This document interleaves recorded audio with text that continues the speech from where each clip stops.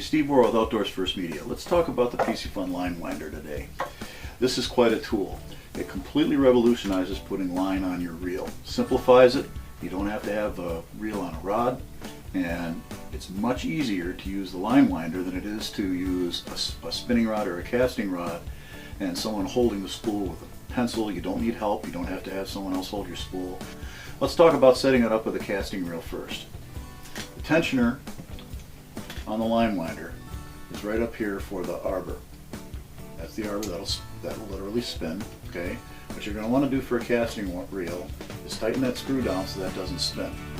Okay. Then this tensioner right here will set the amount of tension you have on your spool ends. So by turning this knob down, I can increase or reduce the tension on the spool. This increases it, basically clockwise, counterclockwise. We'll loosen it. Take the spool. This particular spool is 8-pound test Superline. Snap it into the line winder.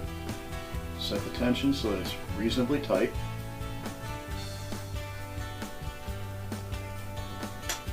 Then you want to attach the line to the casting reel. So that's ready to go on the reel. Take the reel and mount it as if you would be putting it on any fishing rod. Lock it down nice and tight. I've already got backing on here. Then tie the two lines together. Alright, we're ready to fill the spool. All you have to do, click it over, get it tight. So I'm widening it nice and even, and I've got that spool tension set on the spool of line so that it's really tight.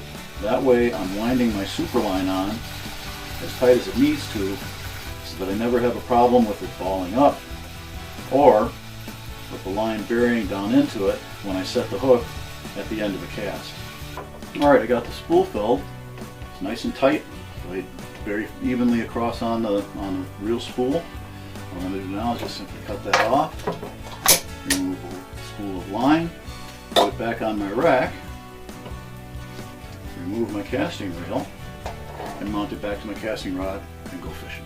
I'm going to put some 40-pound Superline on here now because I'm going to use this reel for musky fishing.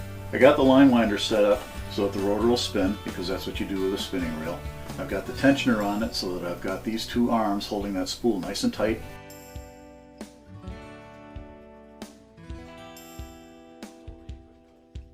Got the spool all spooled up with Superline, ready to put it on a medium heavy to heavy action rod, get out in the water and catch some fish.